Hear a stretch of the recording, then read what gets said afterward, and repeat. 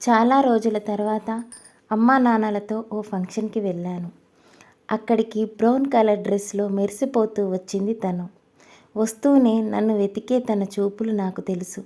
నేను కూడా తననే చూస్తున్నా అని తెలియగానే ఏమీ తెలియనట్టు కళ్ళు తిప్పేసింది కొంటె కోనంగి. తనెవరో కాదు, నా మరదలే.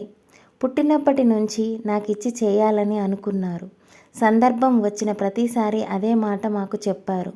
కానీ ఏడాదిన్నర క్రితం ఇద్దరి కుటుంబాల మధ్య తేడాలొచ్చాయి. ఆ అమ్మాయిని చేసుకోవడానికి వీల్లేదు అనేశారు నాన్న. నాకు అప్పటికే తనంటే ఇష్టం. పెద్దవాళ్ళ మాట తెలిసాక ఏం అనుకుంటుందో కనుక్కుందాం అని ఇన్స్టాలో మెసేజ్ చేశా, నేనంటే ఇష్టమేనా అని. అడిగిన మాటకు ఇష్టం కాదు, ప్రాణం బావా అంటూ సమాధానం వచ్చింది. అప్పటి వరకు తనంటే ఉన్న ప్రేమ ఆ ఒక్క మాటతో వెయ్యింతలయింది.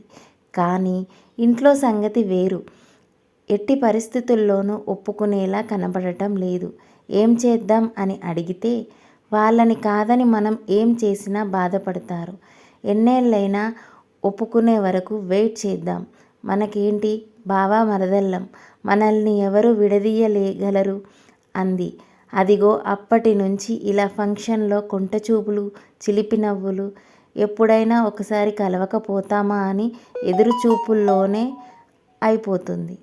ఎన్నాళ్ళైనా కలిసే ఉందాం, పెద్దలను ఒప్పించే పెళ్లి చేసుకుందామని గట్టిగా నిర్ణయించుకొని ఇంకా గాఢమైన ప్రేమ లోతుల్లో మునిగి తేలుతున్నాం.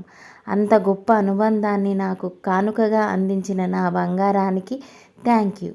ప్రాణం ఉన్నంత వరకు తననే ప్రేమిస్తా. ఇలా అయినా పెళ్లి చేసుకొని ఎప్పటికీ నా అమ్ములతోనే ఉంటా.